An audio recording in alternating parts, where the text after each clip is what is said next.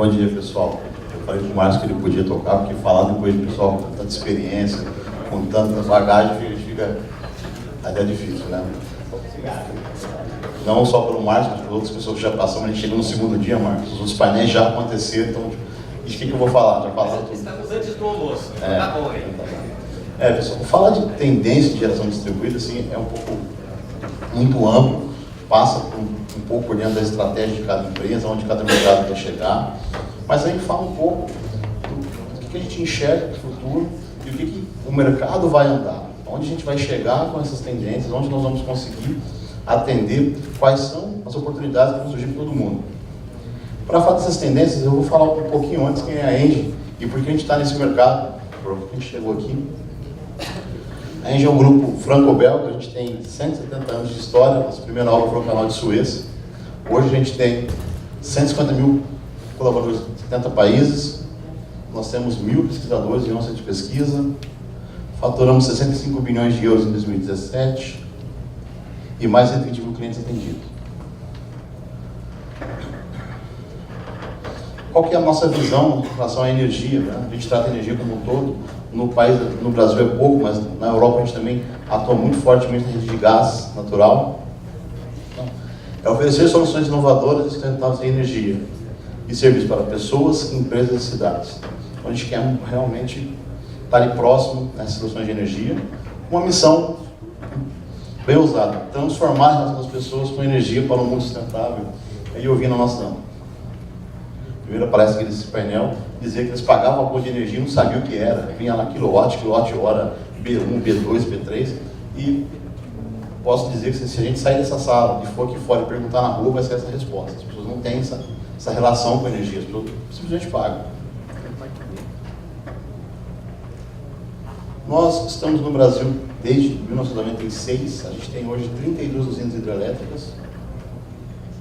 32 usinas, perdão, porque a gente também tem eólica, tem solar, tem a carvão.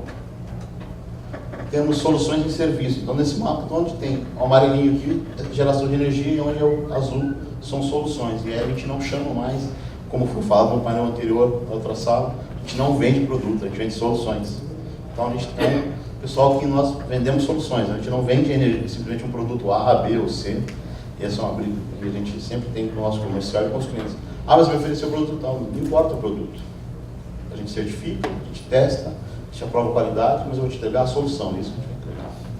Nessas soluções a gente tem desde aluguel de ar-condicionado, iluminação, retrofit, automação industrial, geração solar, cogeração a gás, geração de vapor, geração de água gelada. Então são N soluções que a gente trabalha e a gente também tem só um pouquinho de solar de fotovoltaico.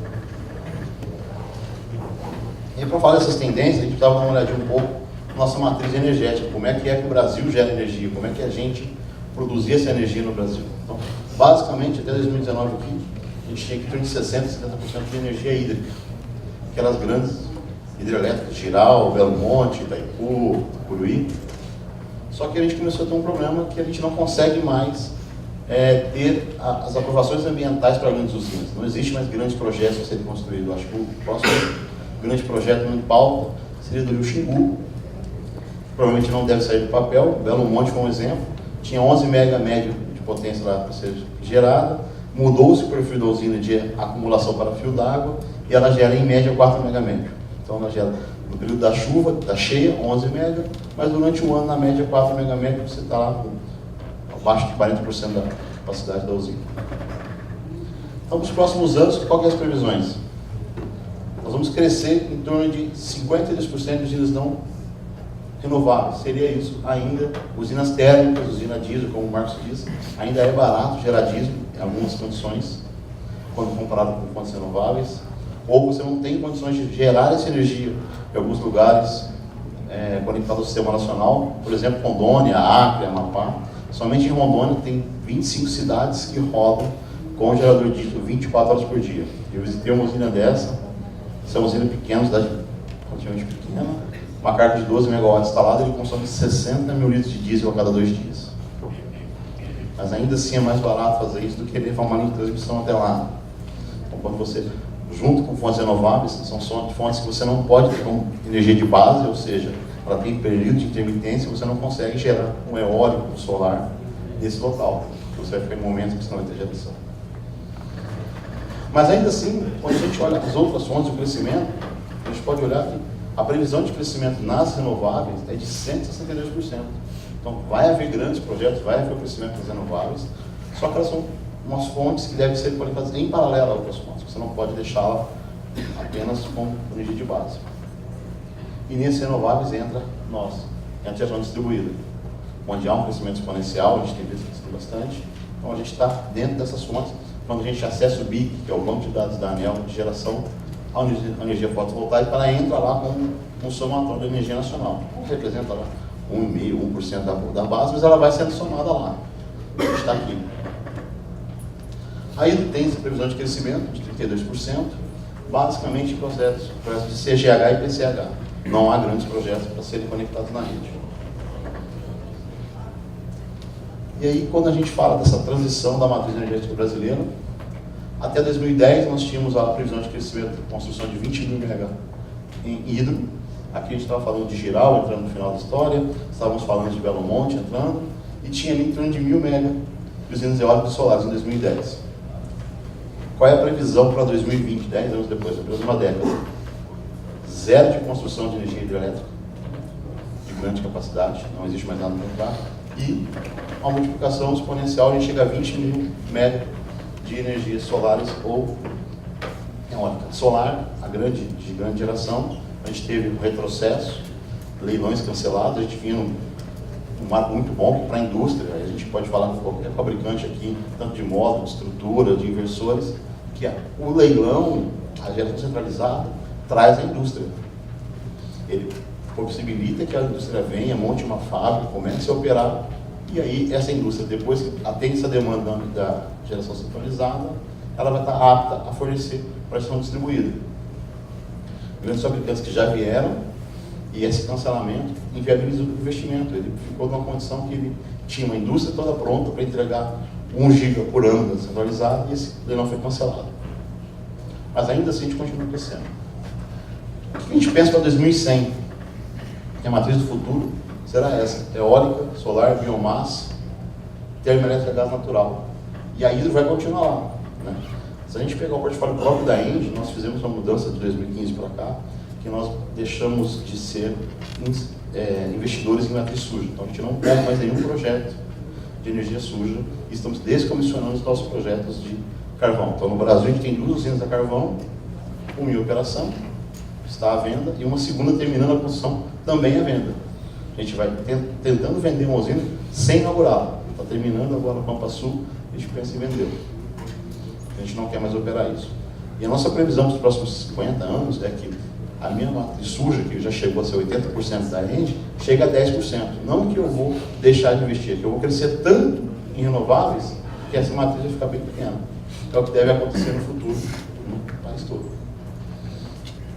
Aí, olhando bem para a GT, a gente pode olhar as projeções da ANEEL, né? Então, esse é um gráfico que a ANEEL tinha feito uma curva, onde o azul é o total, o verde é as conexões em comercial e o vermelho residencial. No ano de 2018, a gente chegou a 57.600 conexões. Para a gente do GD, isso é um número muito importante, porque ela praticamente dobrou de 2017. Só que isso está 13% abaixo da previsão da ANEEL. Então, isso aqui também acaba a ser um argumento quando a gente for lá discutir a mudança da 482. O número de conexões não tem acompanhado a previsão que vocês foram feitas. Não está crescendo, não tem essa penetração tão grande. Então, o percentual de penetração é pequeno. Mas, em contrapartida, quando a gente olha para a potência instalada, isso mudou. Havia uma previsão de 214, a gente aumentou 136%, chegou a 214 MB instalado, aqui além, só no comercial, e mais algum pouco de residencial 71, um total de 506 MB no ano passado. Então, a gente está muito além dessa previsão. E o grande salto está aqui, 550% a mais no comercial. A ANEEL fez todos esses estudos, todas essas curvas de previsão apenas de mercado residencial, mas quando o comercial entrou, ele mudou esse perfil, mudou muito o que está acontecendo.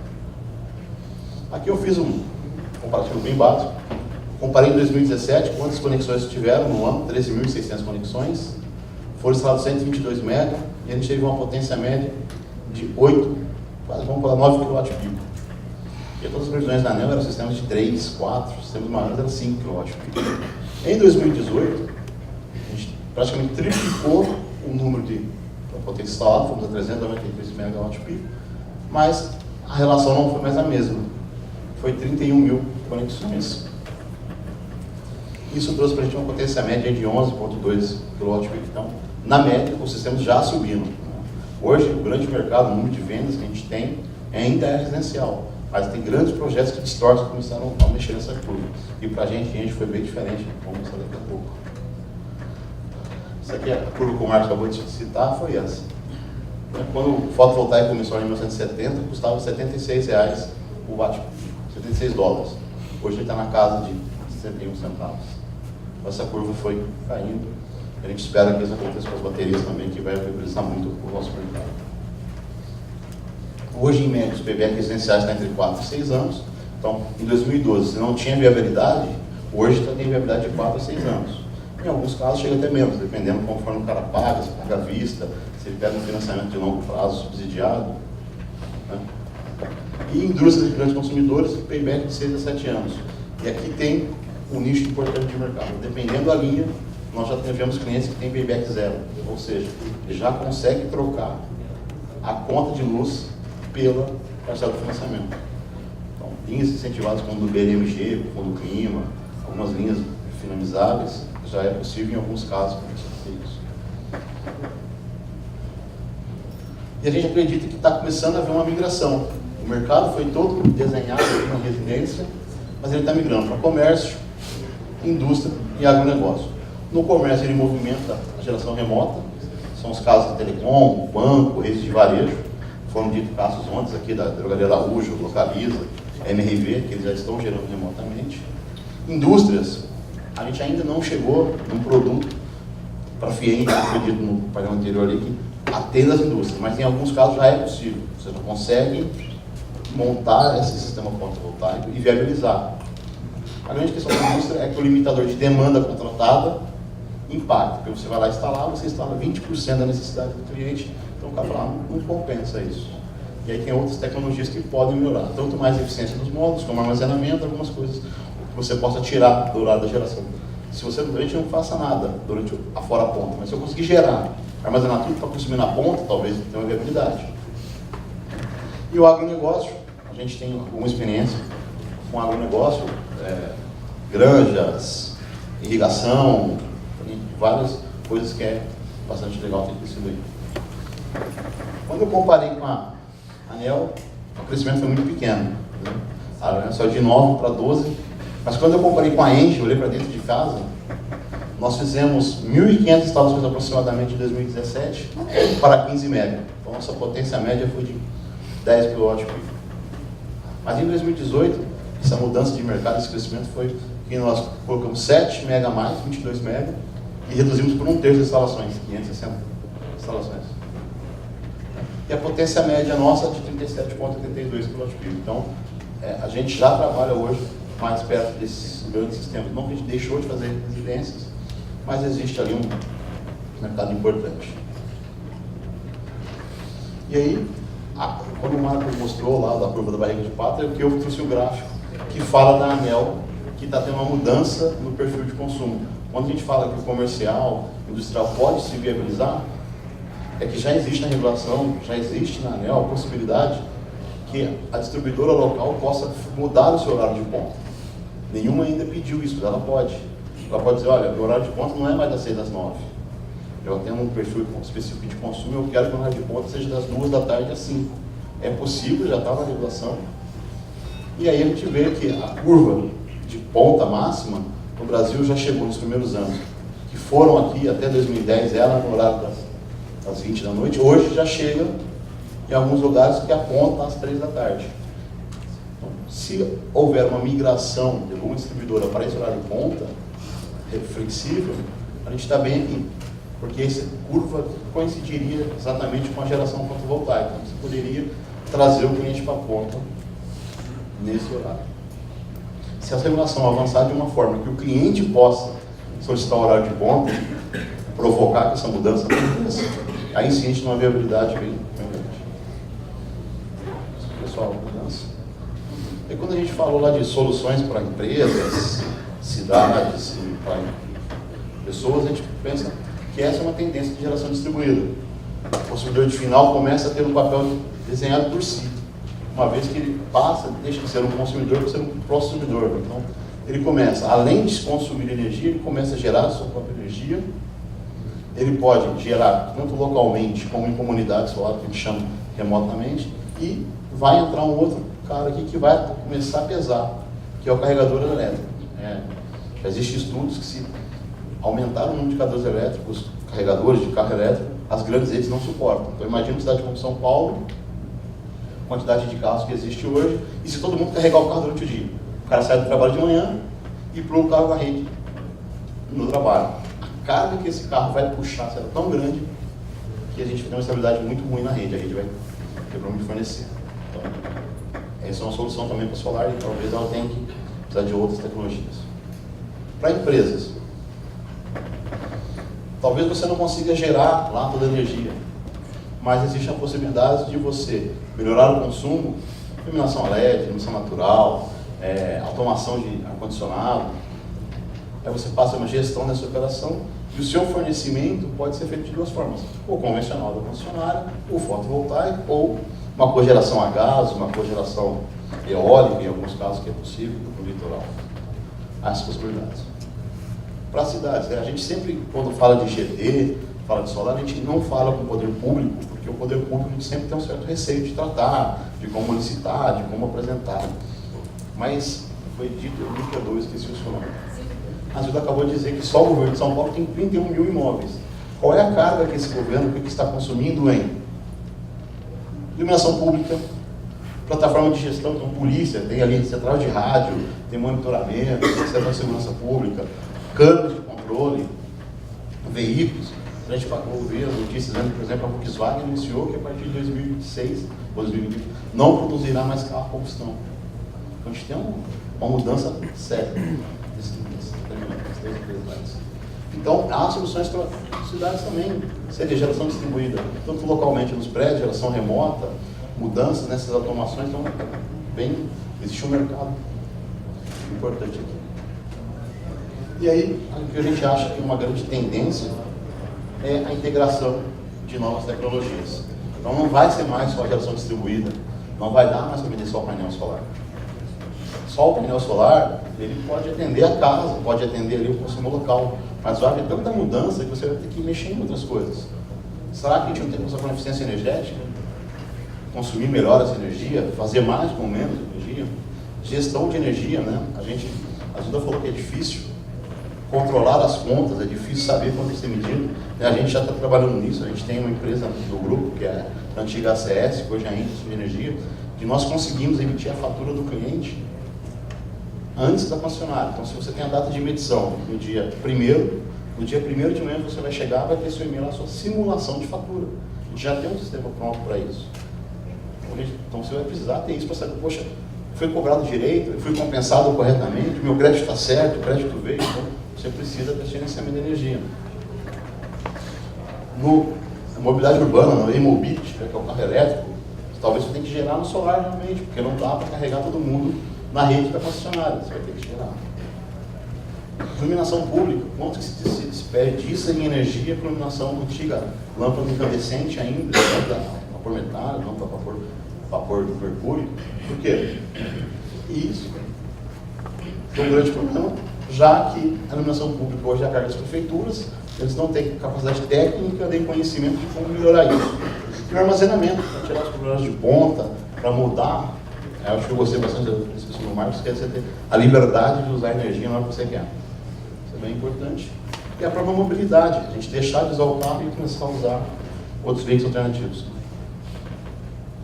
Eu só queria, aí para finalizar, fazer um alerta, né? Tudo isso a gente pensa, você pode.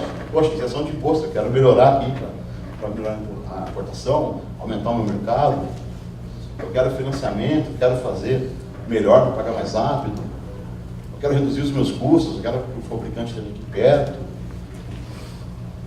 difusão, acelerar a tecnologia. Então hoje, Energia solar, quando você falava, em 2010, quando eu comecei, eu falava energia solar, aquele que aquece a água, né? Aquele painelzinho em casa já tem. Não, não é isso.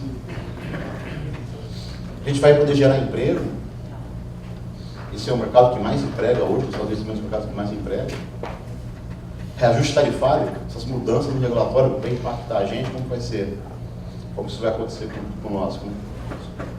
E novos modelos de negócio, que é a geração longe da carga, que é o aluguel, que é o condomínio, que é a locação, que é energia por assinatura, a gente chama de energia as a service, energia passa por serviço, não, mas não é commodity.